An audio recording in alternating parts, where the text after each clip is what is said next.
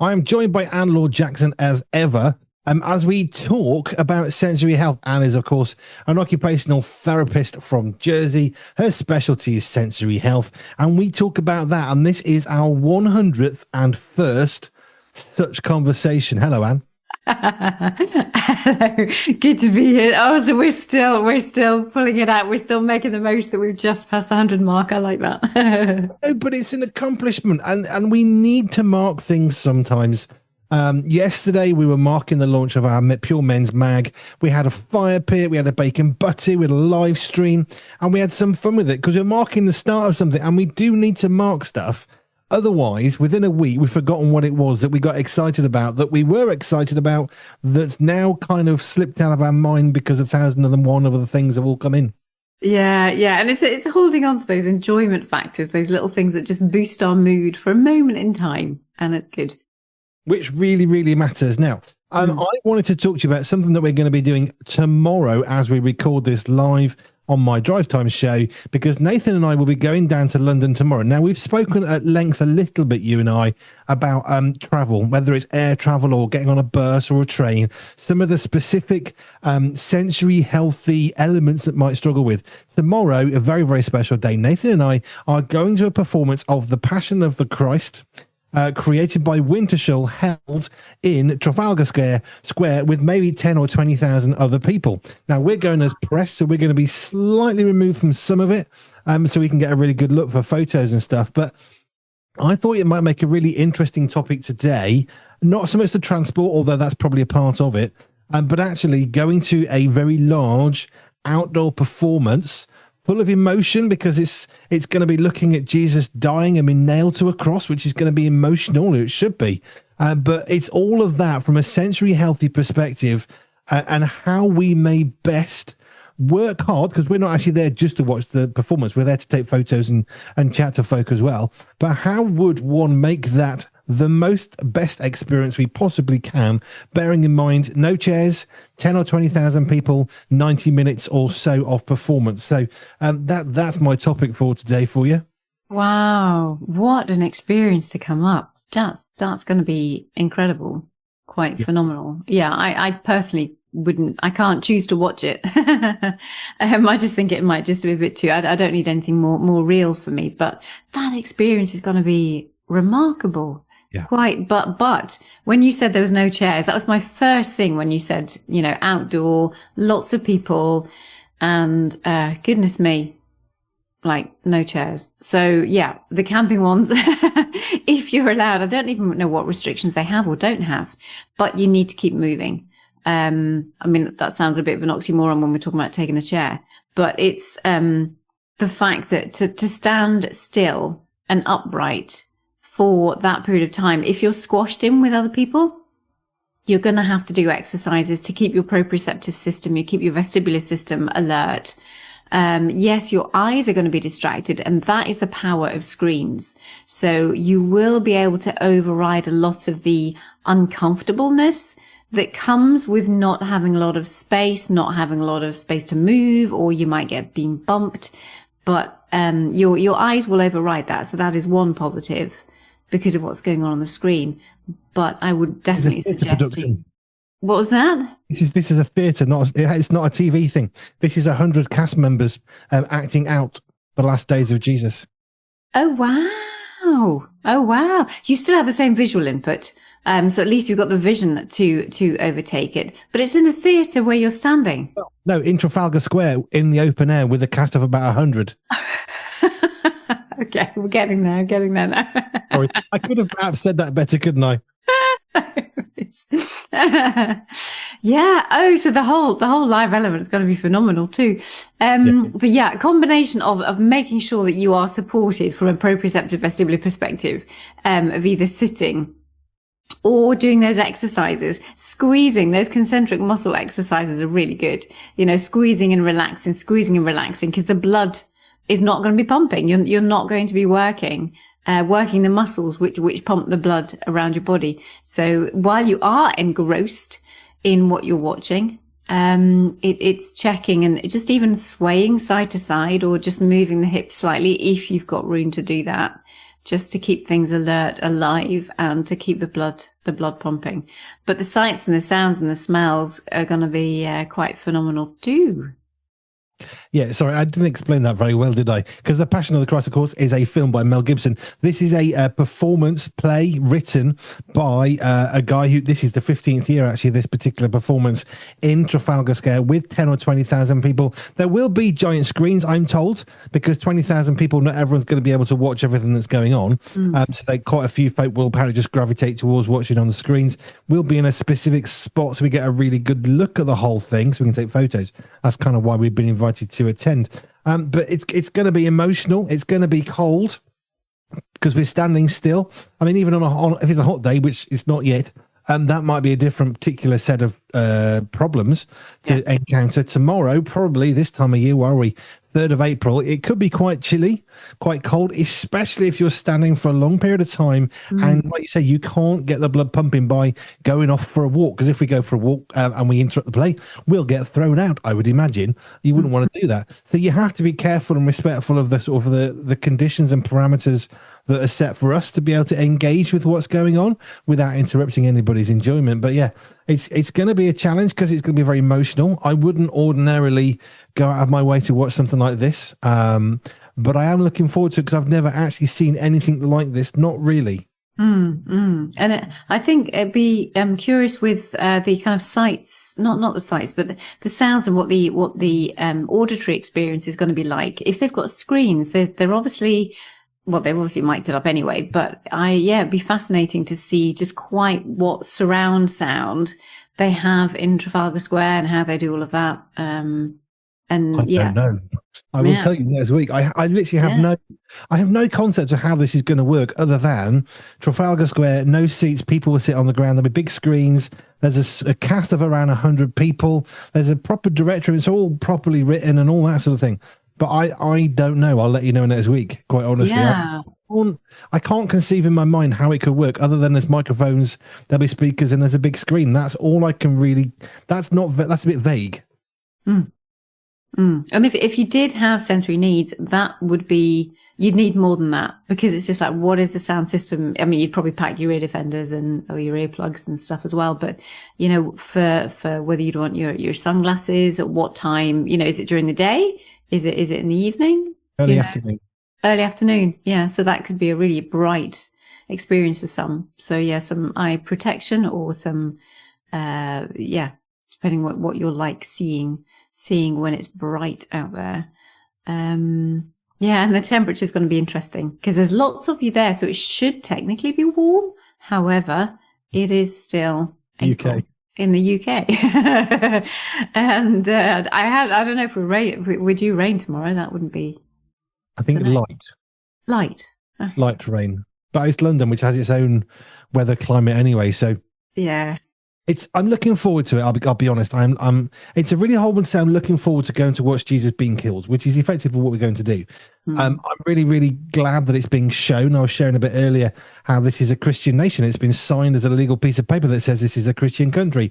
Therefore, it's really good that we are on Good Friday actually marking what Jesus did historically sort of two and a bit thousand years ago, and actually having that played out, I think, is really important.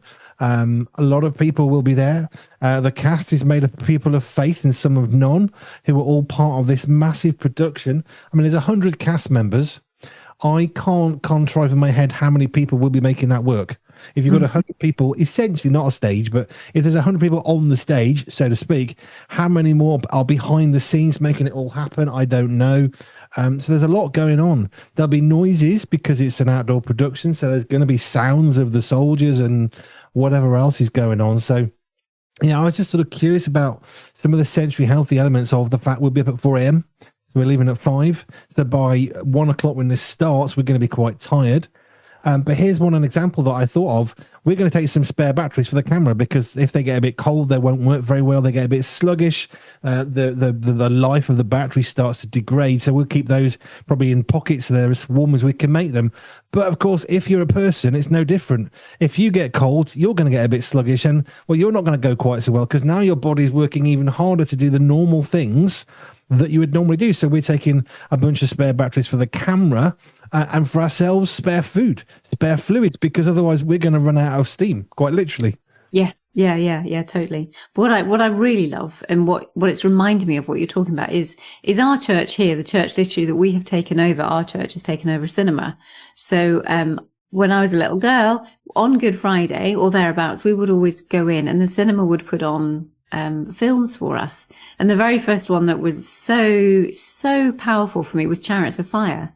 And you think, what a great example over the Easter season of just people's lives being changed by the story and what they do and what they don't do in relation to, what Christ did for us. So, that was always a really strong, intense, powerful memory for me, sitting and actually watching this was obviously a film rather than a theatre, but it's good. It's good that we do these things. Which then goes on to a slightly different element of this, because cinema is a flat, it's a two-dimensional object that creates a three-dimensional world. Four-dimensional now is a thing in cinemas. Of course, you've got noise and they can spray things at you and all sorts of crazy stuff to make you feel like you're fully immersed. In a theatre, it's slightly different. The pace is always going to be much slower, which I like, because you've got actual people doing it. It's not fake. It's not computerized. It's real people, and they can only work as fast as me, so which means I can follow along much happier. In terms of a theatre production, though, what might be the differences for somebody who perhaps struggles with a cinema and they want to go and experience some form of delivered entertainment? Let's sort of phrase it that way. Why might a theatre be better or worse for people who are struggling with their sensory health if a cinematic experience maybe is too much for them? Yeah, that's a very fascinating difference. And it's really important to make those differentiations, because the one thing that is the downside of theatre for some people is that the fact that it's live. It is totally reliant on the people and the props and what happens on the day, and the spontaneity of it all can be very, very difficult. So it was much better. If people are going to go to the theatre, it's always worth asking, has it actually been pre-recorded? Some plays are very strict as to what they do and how they do it. It's exactly the same thing every single night. And then there are others that have that freedom, much more ad lib, much more spontaneity. And that can be really tricky for some people. So it's trying to find the good fit, because at least in the cinema, if you've seen the film in the TV first, then you know exactly what's coming up, or you can prepare exactly what's coming up. If you think things are going to be a bit louder, because the cinema will really play into that because of its phenomenal sound systems, then you can prepare for that and get ready for that when you come to the cinema. And often, actually, because it is so immersive, a lot of people will cope better rather than in a theatre where there might be lots of other unpredictable noises going on. And other people, their pitch, their sound, their volume with which they speak. It's not been processed in the same way that a film has. So all of that unpredictability can be tricky, really, really tricky. But for others who are much more the sensory seekers and the sensory cravers, then as long as they can either move or they just have that free humanity, and that, as you say, we can only, as individuals, most of us go at a certain pace. We communicate with people from the stage at a pace that they can understand. Whereas if it's cinematized and videoed, we can edit really, really fast and do all of that. And you don't get that same impact, or at least it's lessened a lot when it's live and when it's real people, because the way that actors will work is the same way that we perceive, because we're all working on that human level with much less technical interference, I think, to change the sensory, what's the word I'm looking for? The sensory aspect, I suppose, of that. So yeah, the human. Yeah, if you can cope with unpredictability, then go human. If you prefer to know exactly what's happening and it's the same thing and you can watch it and pre-record it, well, then the cinema might be a better choice for you. You see, that was really fascinating, because I'd have gone the other way in my mind, saying theatre would have been better. than a cinema could. But I had thought of none of the stuff about the predictability is of I've watched a film at home, I know how it works. If I go to the cinema, it's just going to be a better sound, a better quality video of what I know. Yeah. Something now you've said it. But the theatre, of course, yeah, there's always going to be a slight difference. It's never going to be perfectly the same. If you copy a film 10 times, it's going to be the same 10 times. You do a theatre production 7 days in a week, everyone is going to be slightly different. Yeah, they're not going to change masses of it, but someone's going to miss a step. Someone's going to drop something that's going to roll the way they didn't intend to, and they have to carry on. Or they might do a bit of general improv. I mean, I've seen that or read of that as well, where they deliberately have moments of the theatre where they're like, we don't know where it's going to go. We're going to get engaged. And depending on the audience and how they engage, well, that's going to dictate the flow and the rest of the feel. And audience participation, especially when if there's children there and they want to get you cheering. Oh man, that is so overwhelming. And it's just like, or, the whole, if you head into panto and he's behind you, and that's really hard. For lots of my people to have to cope with that. So if you are choosing theatre again, it is finding one where it is more structured, and you will know if there's audience participation required. And also, because you may, even from a tactile perspective, if you've got people walking up and down the aisle because they're not just purely on the stage, but they're actually moving and milling around, or they're wanting to pull people out of the audience and onto the stage, you've got all that unpredictable touch. So if you are hyperreactive, if you're oversensitive in your touch system, that's not going to be a pleasant experience either. You're going to be put on high alert, or you're just going to be really uncomfortable or get really hot and sweaty. And there's so many other sides of it that are not helpful. Unless you can afford a theatre box, or if your place has a theatre box, well, then that might be a slightly different experience because you're able to control that environment a little bit more. Now, I don't like pantomimes for a whole bunch of reasons. One of them, they are very wildly different reasons. One of them is that shouting, that screaming, some of the sort of, I'm going to say terror in the lightest possible sense, because they're not deliberately trying to scare you out of your wits, but there is sort of a little bit of terror because they're behind you, and I don't like that stuff. That's why I don't watch horror films, can't cope with them, don't watch anything with any kind of dramatic terror scenes or whatever. I can't handle it because I really don't like it. I don't mind action films and comedy and all that, but if it's anything where it's designed to make you jump a little bit, then I don't want to know. And pantomimes, for me, to be honest, it's that.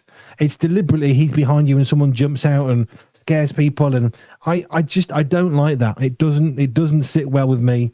My heart and my stomach don't like it. I really get on edge and agitated. Mm-hmm. So that's one of the predominant reasons for me why I would never ever want to go or enjoy a pantomime. It's the unpredictability of people, and like you say, getting people riled up. I've done this in church services. You get people a bit more excited, and that's great. But there's a limit to what I would do, because I don't want screaming. Because screaming can literally hurt. It can cause headaches. It can cause you damage to your ears, and it can be really horrible. So I know that's happened because I've been there, and it's almost like they want sort of the stereotypical girl screams going on, and you know what? I don't like that at all. Why? We don't need that. Yeah, it is. It's the why. Somebody obviously started it at some point, and then people carried it on. But it is like a why. It's a most bizarre thing. No, it totally is. I did an all-age service. It was a Christingle, a church, like 800 people nearly turning up. And we had a bit of a getting people, into what we were doing, a bit of excitement. But we only went so far with it, because why would you want to get people so tizzed up that screaming happens? Because it's horrible. No good for the auditory processing, no good for your regulation. And yes. No, there you are. I didn't think we were going to get to pantomimes, but hey, talked about theatre, I suppose. So, I know I went to see the musical Time many years ago with Sir Laurence Olivier was in it, and it was an amazing experience. But in some ways, as I look back now, having had this conversation, I remember it is almost more immersive than a cinematic experience with 3D surround sound, because that kind of it gets into your stomach with the bass, because the low frequency, it sort of travels through the room. But actually, the musical, in some ways, it was even more immersive because you could smell the smoke, which they used at various times. You can feel the heat of there was a spotlight not far from my head that was pointing down. I could feel that getting hot because this is 35, 40 years ago. And actually, as I'm thinking about now, it was a lot more immersive. And for me, I quite enjoyed that immersion of the whole thing and the immersive experience. But I also remember how exciting it was just to see real people, which for me trumps cinema every time. Yeah. There's if you can cope with it, you just connect. You can just connect with people. You perceive things on such a different level when you are face to face or in the room, as they say, even if it is 20,000 of you. But it's that live element of something that's really hard to put our hands on. But it's a sense that, yeah, it's not one of my 8 senses, but it's definitely that sense of humanity. There's a connection, and you can tell if it's instinctive whether you think, oh yeah, they're really good, actor, or oh dearie me, they really should find another job, or there's things that you can sense that you can't pick up or that you can't describe, but there's something very real and genuine, and even though it's acting, but just because it's humans rather than a portrayal off through some pixels. Now, let me take a complete left turn on this one. Fire pits, barbecues, campfires, because this is what we were doing yesterday. I wanted to touch on this a little bit for 2 specific reasons. One of which, the smoke changed direction. We had this lovely fire. We threw on some old pine needles and stuff and branches we had from a saved up Christmas tree from a couple of Christmases ago. And at one point it was smoking quite heavily. And then the wind changed. It blew it into my eyes. I literally couldn't see. So I just stood still thinking, well, I know there's a fire near me. I'm not stupid. Until my eyes could see again because the smoke just went straight into my face. I had a shower this morning and all I could smell on my beard, which was bizarre, never had this concept before, was the smell of the smoke. And it conjured up all the good memories of sitting around a camp, well, not a campfire, it was a fire pit for us yesterday, but it's the same principle, fire pit, barbecue, or whatever. Oh, give me smoke smell anytime. I just love it. I haven't had a bad experience with a fire. I understand if you do that's, you'd want to avoid that, for sure. But if you've had positive experiences, the smell, I love the smell more than anything. I mean, I do love the crackle. I do love the sights. You can sit and watch a fire for ages and it's so beautifully social that you can just sit around and chat or sing or whatever you want to do, but it will just be quiet and do nothing, but just watch because it's beautiful, for the eyes to see, but it is the smell of a fire, especially if you've got pine cones. That would be a real treat for me. I loved that whenever we were out and we could.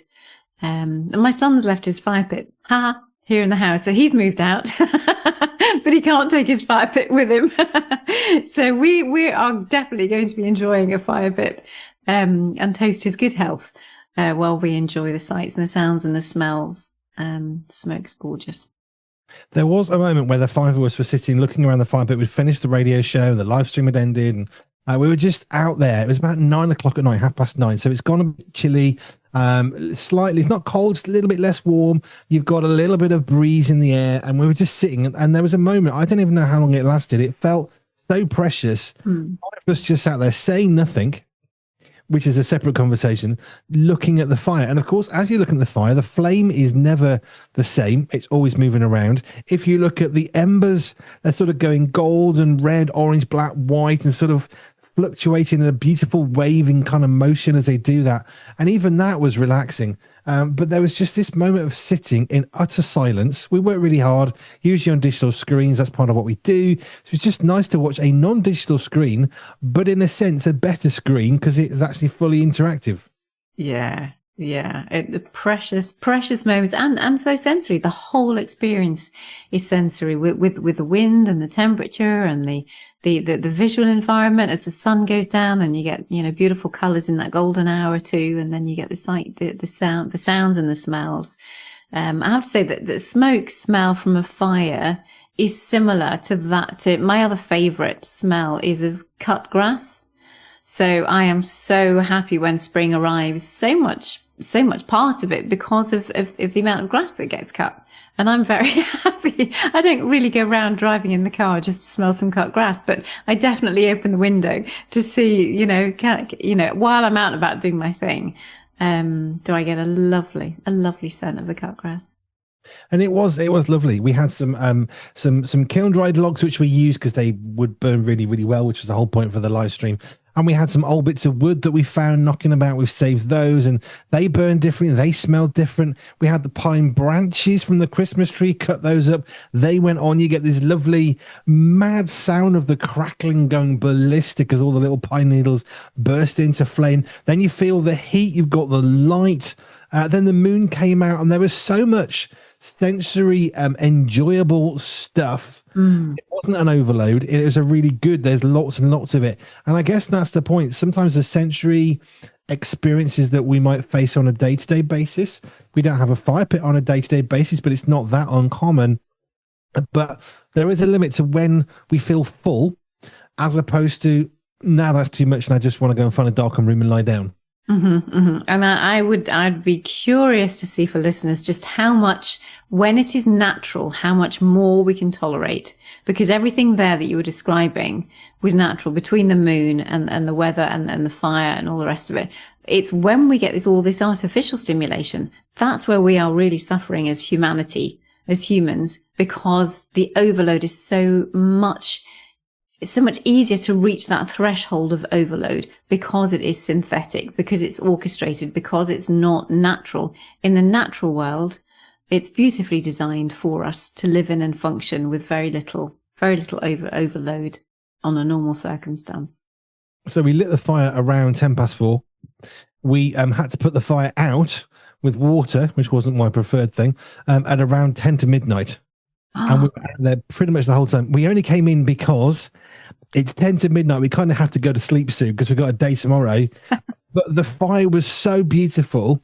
In the end, it was just myself, Nathan and Joe just sat out there around it. Stephen had to go to bed because he had the breakfast show, and Peter went to bed. And it was just really enjoyable just sitting there. You get a bit closer over time because the heat doesn't quite go so far. But it was beautiful, and we just sat there. But the thing that I especially valued was the times of absolute silence from us, and all you have is a little gentle. It's not even a crackle; it's like a subdued crackle from the fire, because all the really raw wood has been now condensed. It's more like charcoal, kinda. So you get this lovely little warm thing, and then you get a wave of heat when the breeze comes to you, and that breeze kicks up and it fans the fire. And yeah, many hours. 4:00 till about midnight last night when we had to get rid of it, which we were gutted by, but also we weren't going to leave a live fire outside. Yeah. Wow. What a lovely time. Moments, aren't they? Just to say that. It's precious. We need to create moments for those things to happen. There's nothing wrong with scheduling some spontaneity. That's fine. We did that last night. We scheduled a fire pit, and we scheduled that we're going to sit outside and had a really great time with lots of spontaneous chats.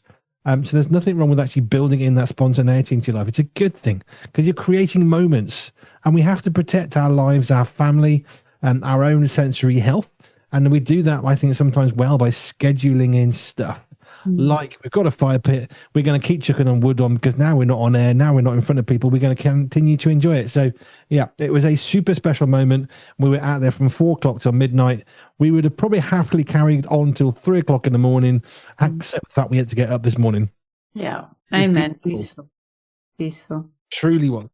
I will report back next week about yesterday. No, tomorrow. Oh, it's a Friday. My brain's gone. Next week, I will report about what's happening tomorrow, which will have been last week, next week. Right. Anne Laure Jackson, thank you, of Sante on Jersey. If you want to connect with Anne, you can send her questions. You can get in touch with us. We'll put those to her.